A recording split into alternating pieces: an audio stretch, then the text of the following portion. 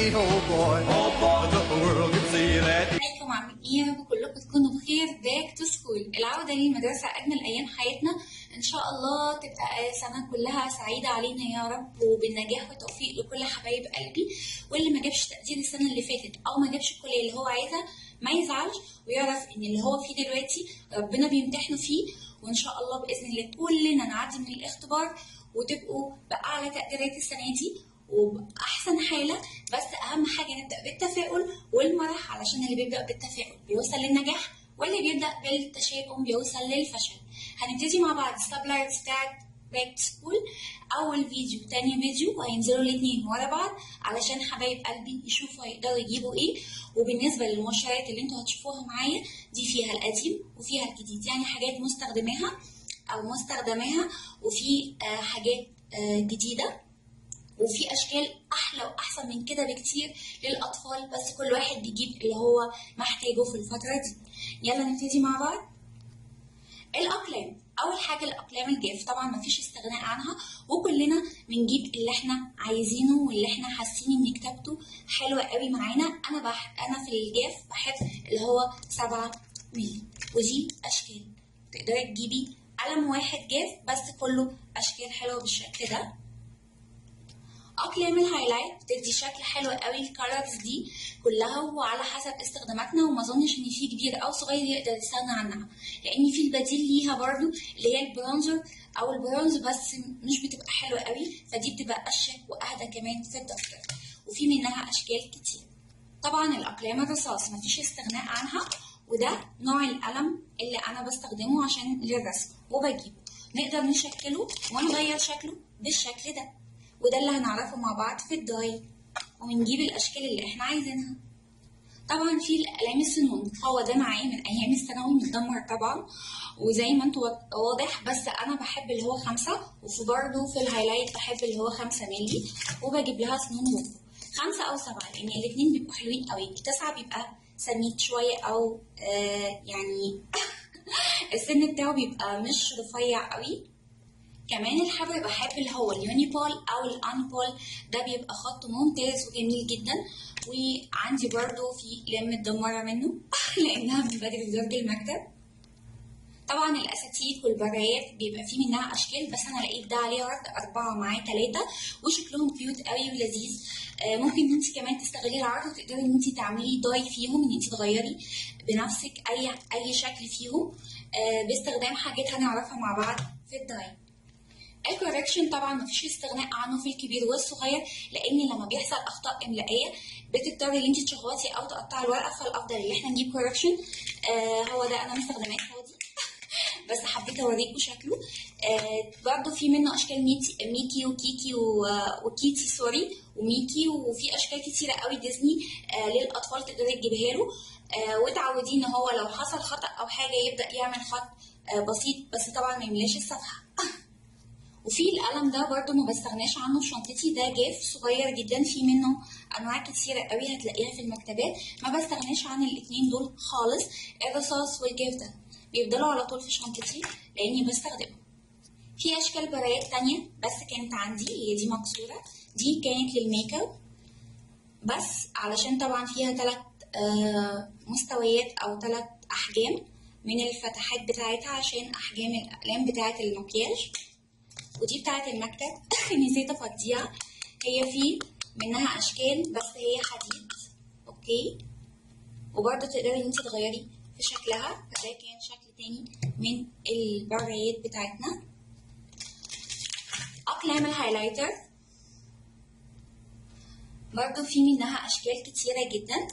في ده انا بستخدمه النوع ده وبجيبه كل ما بيخلص، اسمه HUDU، حلو قوي ولذيذ، تقدري تجيبي واحد او المجموعه كلها، ولذيذ وبينفعك كمان في الجامعه كتير قوي. انا ما كنتش يعني بقدر استغنى عنه ابدا ايام الدراسه، بيخلي شكل الكتب والدفاتر حلوه جدا. لو الدكتور قال اي معلومه تقدري تخططي عليها، او انت لو بتحبي التلخيص والكلام ده.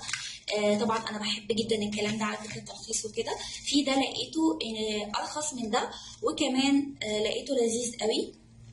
ممكن تبدأي بيه لطفلك برضه تعوديه على النظام والحس الفني ان هو يقدر يعمل في الكتاب او الدفتر اللي هو عايزه من خلال الهايلايتر، يخطط على الحاجات المهمة اللي الميس او المستر بيقول عليها. هعمل لكم سواتش ليه. ده سواتش للالوان اللي انا كنت بستخدمها، وده للاربع، يعني تحس ان الاخضر والازرق حلوين مش وحشين زي ما باينين في الشكل بتاعهم من بره.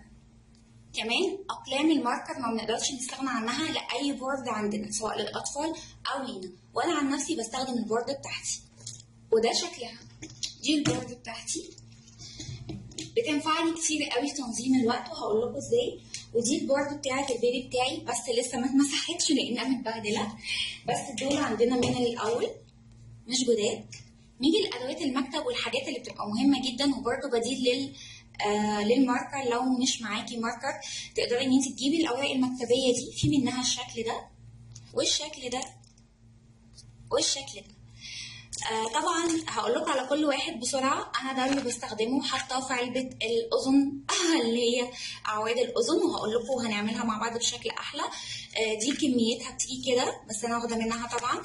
ودي دي لسه كنت شايفاها، لقيتها بسعر ارخص من دي، قلت اوريها لكم. جميله جدا.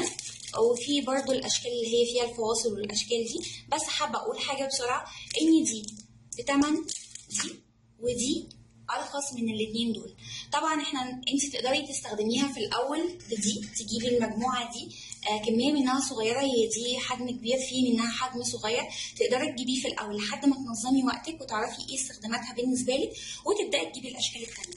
لكن دي انا ما انصحش بيها قوي، لان تقدري تعملي الحاجات دي بدل او الاوراق الملونه. زي مثلا هوريكم احنا عملناها مع بعض في ورقه السواتش، هجيبها لكم.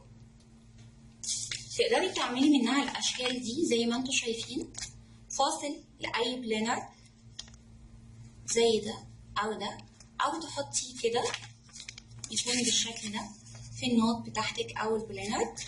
وتقدري تعملي برضو منها الاشكال الصغيره دي، مش اشكال مربعه. كل ده هنعرفه نستخدمه ازاي، بس انا لو انصحك، وكمان تقدري تعملي الفواصل دي عادي من الورق ده. بس عادي كل واحد حر، بس انا حبيت اقول لكم كنصيحه او عن تجربه ان دي نفعتني اكتر اوكي من دي، ودي ارخص من دي. اوكي، فنبدا. انا مش بقول اسعار علشان الحاجات متفاوته بين مكتبه ومكتبه وبين منطقه ومنطقه تانية، فكل واحد بيجيب احتياجاته. بس اهم حاجه قبل ما تجيب الاوراق المكتبيه دي لازم تعرفي ايه استخداماتها بالنسبه لك. زي برضو حكايه النوت بوك. النوت بوك دي كانت عندي، بس حبيت احطها لكم برضو في الكيس بتاعها. برضو انا عجبني شكلها قوي وركنتها في الدرج عندي لاني بستخدم واحده تانية. ده شكلها من جوه.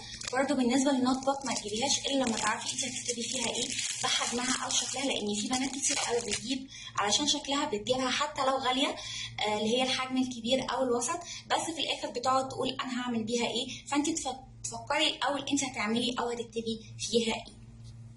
المقصات دي انتوا شفتوها معايا في الداي اللي عملناه للزينه واعياد الميلاد، بس حبيت احطهم لكم مع بعض في الباكج بتاعتها. هو بيجي واحد بس مع بعضه، وفي واحد بالخرامات اشكال، فتقدري تجيبي الحاجه اللي انت عايزاه. وحلوه قوي، وده اللي بنعمل منه الاشكال اللي احنا عايزينها، الفواصل او كده بشكل معين. كمان السنون السواتش بتاع ده اهو، شايفين الورقه من تحت، وده المقص التاني. اوكي، وفي اشكال منه كتيره جدا، بيدي مرح وشكل حلو قوي للدفتر بتاعك، وبتقدري تعملي منه اشكال اكتر من دي بكتير. في طبعا الختامه دي للاطفال، برضه دي كانت عندي كيتي مستخدماها. دي الاشكال اللي فيها. طبعا في اشكال كتيره جدا، وانصح اولياء الامور ان هم يجيبوا اللي فيها حاجات تحفيزيه زي جيد، ممتاز، برافو، اكسلنت، فيري جود، علشان تبقى تحفيزيه للاطفال، تعملها لهم في كشاكيل او دفاتر الهوم ورك. وكمان تدي للميس بتاعتهم واحده علشان يعني تعمل لهم نفس الحكايه اللي انت بتعمليها في البيت. بيبقى حافز قوي جدا للاطفال ان هم لما يشوفوا تقديراتهم على اي هوم ورك بيعملوه بيتحمسوا ويبداوا ان هم يعملوا من نشاطهم اكتر واكتر، وبيزيد كمان قدراتهم العقليه ان هم يقدروا يستوعبوا اي حاجه بسهوله. المسطره طبعا اهم حاجه مفيش استغناء عنها ابدا. انا دي شفتوها معايا برده في الداي، دي مش جديده بس في منها اشكال كتيره قوي. لما نزلت المره دي هي دي الومنيوم مش الحديد اللي احنا كنا بنجيبها.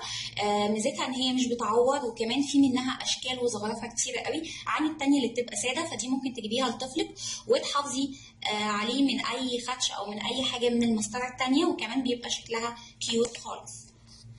السولوتيب او الحاجات التزيين بتاعه البلانر او الاجندات بتاعتنا بيبقى فيه ستيكر او اسمه ايه، انا لسه كنت قايلاه سولوتيب بالشكل ده او بالشكل ده. طبعا ده سولوتيب عادي، بس انصح بيه ان انت تجيبيه ويبقى معاكي واحده في الشنطه، عشان لو اي حاجه اتقطعت منك تقدري ان انت تلزقيها. في نيجي لدول الفرق بين الساده ده اللي هو خامته زي الورق هتحسيه ان هو مش بيلمع قوي، وفي اللي هو فيه لمعه وفيه لوحده وفيه 3 مع بعض. الفرق بينهم علشان انا فتحته واستخدمتهم هقول لكم الفرق، ان ده اللي بيلزق على طول، لكن ده لا، ده علشان تستخدميه لازم تعيدي عليه بصمغ تاني اللي هو بتاع الورق اللي شفتوه معايا في الداي، هبقى اوريه لكم. بتعيدي عليه تاني، الصمغ بتاعه مش حلو خالص لان ده ارخص من ده، يعني دي بتمن ال6 دول. فعلشان بس تبقي عارفه انت هتجيبي ايه، لان بيبقوا طبعا مقفولين وانت مش عارفه الصمغ بتاعهم قوي ولا لا. انا حبيت اقولك ان المزغرفه دي صمغها بيبقى قوي، لكن دي لا، بتتفك منك بسهوله وبسرعه قوي، وبتبداي ان انت تعيدي عليها باي صمغ تاني. فده الفرق بينهم. هو ده الصمغ اللي انتي هتجيبيه، هو طبعا بيبقى رخيص مش غالي، بيبقى الواحده ب75 او بجنيه على حسب برضو الماركتد. اوكي. في طبعا الاستيكرات دي، الستيكرز دي انتوا شفتوها معايا في الداي، طبعا دي بيبقى ليها استخدامات كتير، تقدري برضو تستخدميها للبلانرز بتاعتك سوري. اوكي. وفي برضو استيكرات تانية كتير. في الاشكال دي احنا طبعا عارفينها، كانت من زمان انا بستخدمها برضو، اللي هي العاديه دي انيمالز، ودي بيتر فلاي. طبعا زي ما انتم شايفين مخلصاهم. ودي الالفابت اللي هي الحروف الابجديه بالانجلش AB. دي تقدري تجيبيها للاطفال وبيبقى شكلها حلو قوي، برضه بتعلميهم ان هم يعملوا حس فني حلو للبوك بتاعهم او البلانر بتاعتهم او الدفاتر بتاعتهم. وفي طبعا انواع اغلى يمكن ثمنها يعني تمن دي ممكن تجيب 7 أو 8 من دي، 7 أو 8 من البوك دي. اوكي. بتبقى بالشكل ده. وفي اللي هي زي الدفتر بالظبط، بس دي انا جبتها 350 بيس قطعه. بيبقى شكلها كده، الفرق بينها ان هي بتبقى الحروف مضغوطه. في اشكال كتيره قوي، يعني في اللي هي الساده دي وفي المزخرفه دي. وطبعا بيديكي حاجات للبلينر بتاعتك زي كروت او حاجات تقدري تحطيها بالاشكال دي. طبعا انا مش عايزه اقول نصيحتي ليكوا فيها، بس انا خلينا نشوف في الداي هل ليها استخدامات فعلا ومهم ان انا اجيبها، ولا عادي استخدم الستيكرز دي والباقي نقدر نتصرف ان احنا نجيبه ازاي. فانا حبيت برضه اوريها لكم، وبتدي برضه منظر ملح، يعني مفيش مانع ان انت تجيبي واحده بس والباقي تشكلي من الستيكرز العاديه دي، يعني مش شرط كله من دي عشان بتبقى ثمنها عالي قوي. في طبعا القص واللزق بتاع الاطفال مفيش استغناء عنه، بتجيبها لهم بيبقى شكلها جميل قوي، وبتعلميهم ان هم يرسموا عليها وبيبداوا يعملوا الاشكال اللي هم عايزينها ويقصوها ويحطوها في الدفاتر بتاعتهم. وفي طبعا اللي هي التيكت دي بتاعت الدفاتر بتاعتهم، بتخليهم هم اللي يختاروها. انا البيبي بتاعي اقل من 2.5 سنين وهو اللي مختار الحاجه بتاعته، وعامله لكم فيديو مخصوص عشان تقدروا تخلوا الاطفال يختاروا من سن مبكر جدا، ازاي تعلمهم على حس الاختيار. فده كان اختيار البيبي. اوكي. وفي طبعا الستيكر دي برضو اللي هي برضو شويه برضو بتنفع وبيبقى شكلها لذيذ. بكده اكون خلصت مشتريات او سبلايرز الجزء الاول، واستناكم في الجزء الثاني. وما تنسوش لو الفيديو عجبكم لايك وسبسكرايب للقناه وشير علشان الكل يعرف ايه الادوات المستخدمه، واستناكم في الفيديو اللي تحت ده على طول. باي.